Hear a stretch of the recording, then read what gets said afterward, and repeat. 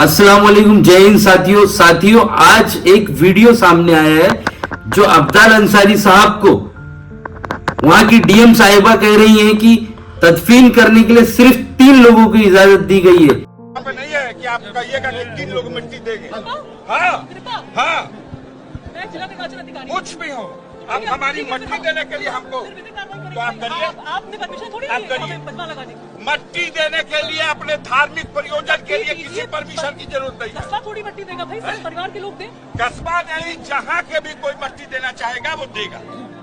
Permission लेते आप, क्या आपने परमिशन दी है? इसकी कोई परमिशन दुनिया में कोई नहीं लेता। क्यों नहीं लेता? नहीं लेगा। 144 लगी हुई है सांसद जी। जिसमें मैं देख रहा हूं कि उन्होंने रिक्वेस्ट किया कि हमें तदफीन करने के लिए कोई भी रोक नहीं सकता है। वो कहती हैं कि ऑर्डर है। मैं कहता हूं कि किस विषय पे किस लोगों का ऑर्डर है?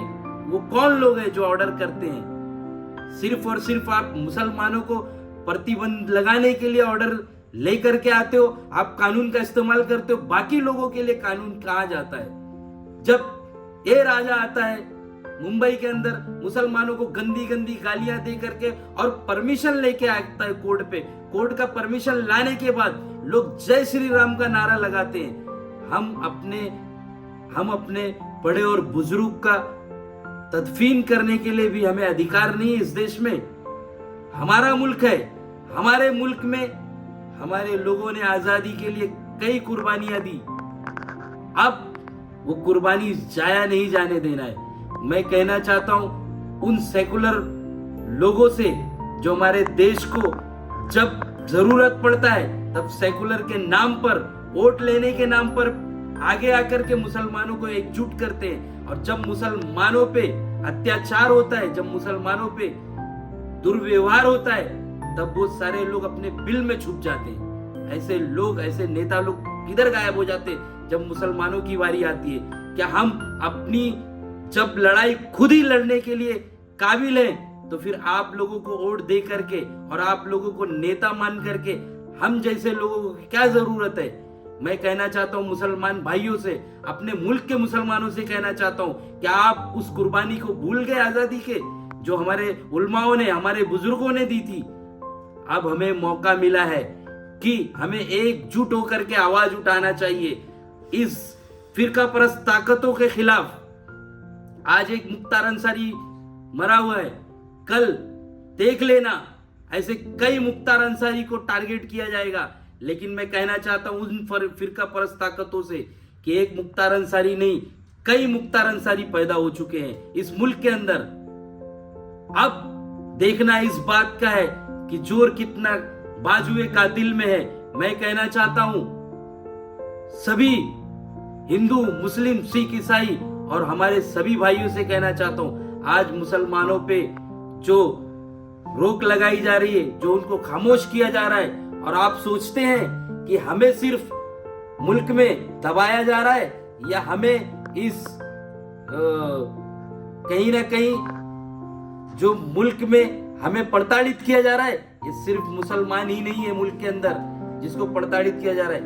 एक एक करके आप सबकी बारी आने वाली है। ये सिर्फ और सिर्फ ड्रामा चल रहा है। मैं उन लोगों को कहना चाहता हूं, और खास करके हमारे उत्तर प्रदेश के मुसलमान भाइयों से कहना चाहता हूं, आपको डरने की कोई जरूरत नहीं है।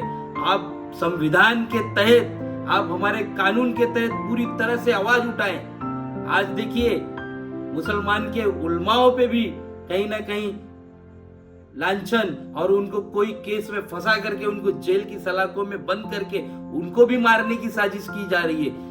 पिछले महीने सलमान अजहरी साहब थे, कोई ना कोई हर एक महीने में टारगेट हो रहा है, एक एक करके लोगों को टारगेट करके खामोश किया जा रहा है। लेकिन इससे कमजोर हमारे देश का कानून हो रहा है, हमारे देश का संविधान हो रहा है, जो बाबा साहब अंबेडकर जी ने और सभी उलमाओं ने और मुल्क के सभी स्वतंत्र सेनानी ने मिलकर के बनाया था, उसको कमजोर किया जा रहा है। ये एक जन की बात नहीं है, ये एक कौम की बात नहीं है, ये पूरे मुल्क के हर कौम, हर बच्चों और हर आने वाले युवाओं की बात है, जो हमारे मुल्क के आईन को बचाया जाए।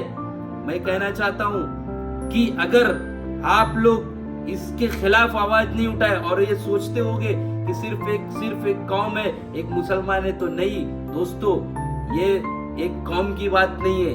आज जो हो रहा है, पहले रमजान से लेकर के लॉकडाउन के बाद जो हुआ है, आज आप देखे होंगे कि कभी साबुद्दीन साहब को जेल में रख के मार दिया जा रहा है, और अतीक अहमद को, ये जुडिशियल ट्रायल है, और आप उसके सहारे लेकर के एक एक को मार रहे हैं। ये बेहद दुर्भाग्य की बात है।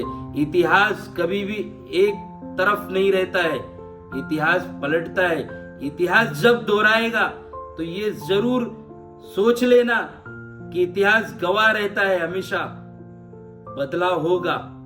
और मैं उन ताकतों से कहना चाहता हूं कि मुल्क में अमन व अमान की राजनीति शुरू करो, वरना हर एक व्यक्ति रोड पर आएगा और अपने अधिकारों के लिए लड़ेगा। ये मेरा कहना है। अगर आप आज जागोगे नहीं तो कब जागोगे? जब आपके घर तक ये आंख पहुंच चुका रहेगा, तब आपकी आंख खुलेगी।